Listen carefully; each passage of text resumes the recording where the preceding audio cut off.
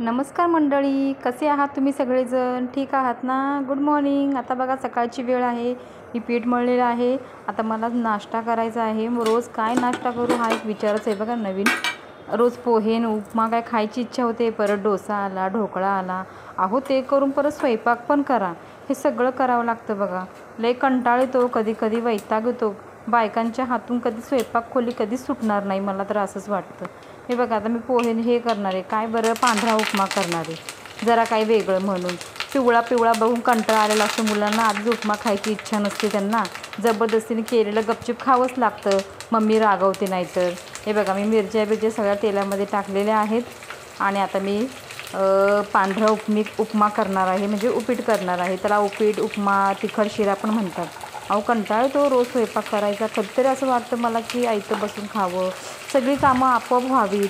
मी जरा पूर्ण दिवस एक दिवस पुन्हा आराम झोपून काढावं. थंडीच्या दिवसात तर उठायची इच्छा होत नाही हो, पण मुलांसाठी सकाळी उठावं लागतं लवकर, त्यांना डबा द्यायसाठी.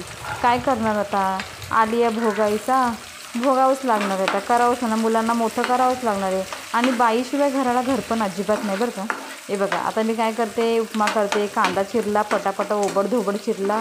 काय करणार, पटापट स्वयंपाक करायचा होता, चपाती करायची होती, भाजी करायचं होतं, अजून कालवण करायचं होतं. मग काय तर सगळे पदार्थ करावे लागतात. किती कंटाळा तरी स्वयंपाकापासून सुटका आपली कधीच होत नसते. आणि बायकांचं कसं असेल, बायकांनाच माहिती आहे, प्रत्येक बाईला. घरातली बाहेरून काम जरी करून आलं तरी घरातलं काम काही सुटत नसतं, ते करावंच लागतं. माणसांचं आपलं बरं आहे, काय एकदा गेले कामावर, संध्याकाळी आले की आयतं हातात ताट येतं, आयतं जेवायला मिळतं, झोपायला मिळतं, ताट आपोआप धुवून निघतं. हे बघा 1 वाटी रवा घेतला आहे तर 2 वाटी पाणी घेतात. पण मी अंदाजेच माझं बरोबर असतं. पण काय काय ना, ज्या नवीन शिकणाऱ्या मुली आहेत त्यांना कसं मोजमापच बरोबर असतं. त्यांना एकदा अनुभव आला की त्याही करतात. आणि उपमा काही सांगायसारखी गोष्ट नाही, साधंसुद्धा सरळ आपलं आहे ते करायचं. हे बघा रवा मी जाडसर घेतलेला आहे, दिवाळीशिवाय बारीक रवा भेटतच नाही, मग जाडसर रव्याचंच मी उपीट करते. हे बघा चांगला परतला आहे तेलामध्ये, रवा चांगला भाजायचा मस्तपैकी ब्राऊन होईपर्यंत. त्या ह्याच्यामध्येच कांदा मिरची आपण जे टाकले ना जिन्नस, त्याच्यामध्ये भाजायचे. आणि मग त्यानंतर मग गरम गरम पाणी ओतायचं, थोडी साखर टाकायची. आणि हळद टाकायचीच नाही, कारण पांढरा उपमा करायचा ना आपल्याला, त्यासाठी. कोथिंबीर नंतर बारीक चिरून तुम्ही टाकू शकता. मग हवं तेवढं तुम्ही पाणी घ्यायचं. तुमच्या घरात किती माणसं आहे त्या अंदाजाने घ्यायचं. 1 वाटीला 2 वाटी, 1 वाटी रवा असून 2 वाटी पाणी, त्याप्रमाणे तुमच्या घरात किती माणसं मंडळी आहेत त्याप्रमाणे तुम्ही घ्या, करा. आणि मला सांगा कसं झालं आहे उपीट.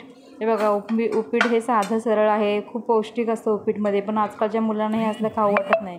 त्यांना हवं असं मसालेदार चायनीज मस्तपैकी गरमागरम तसलंच. हे असलं कुठे त्यांना खावं वाटतं. गव्हाचं किती पौष्टिकपणा असतो, शरीराला किती महत्त्वाचं असतं हे कुठे आजकालच्या मुलांना कळणार आहे.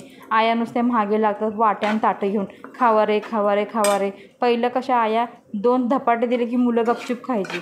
आता असं नाही, मोबाईल बघ बाबा, टी व्ही बघ बाबा, हे खा रे पिल्लू, माझं पिल्लू, तुझं पिल्लू, असे करत करत मुलं नुसती सोकलेली आहेत. त्यांना हे असलं कुठे खाऊ वाटतं. त्यांना बाहेरचं द्या खायला, म्हणजे पटापट पटापट खातील. मग काय नखरे मुलांचे किती सहन करावं लागतं बायकांना. मुलांचे नखरे बघा, नवऱ्यांचे बघा, घरातल्यांचं बघा, कोणाला काय आवडतं ते बघा. आणि त्यांना गरम गरम खायला घावा. आणि आपण उरलं तर खायचं, आपण त्या नारळ ह्यांना द्यायच्या, नारळ आपण विसरून जातो खायचे. कधी कधी आपल्याला वेळच मिळत नाही खायला, कसं तरी पटपट पटपट खायचं आणि कामं आवरायची असतात आपल्याला कामं. आणि जे जॉब करणाऱ्या बायका असतात त्यांना तर खूप त्रासदायक होतं घरातलं करून बाहेरचं करायचं. खरं म्हटलं तर बाईचं जीवन हे म्हणतात तारेवरची कसरत आहे. हे कधी ना कधी कसं कळणार कोणाला. जाऊ दे आता काय करणार, आपल्याला ते करावंच लागणार. पण बाई ही खूप श्रेष्ठ आहे बरं का. हे बघा तुम्ही पाहू शकता मस्तपैकी झालेला आहे आपला उपमा, उपीट, तिखट शिरा आहे मस्त. तुम्हीही करा, करून बघा कसं वाटतं ते.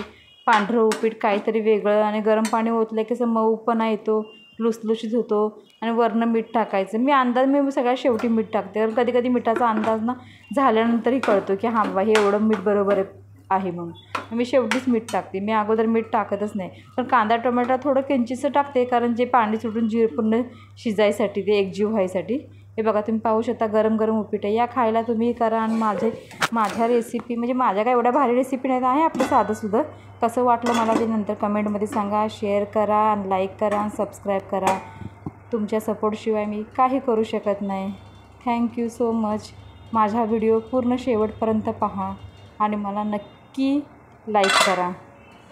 तुम्हाला जर आवडला तर धन्यवाद, नाही आवडला तरी गोडी गुलाबी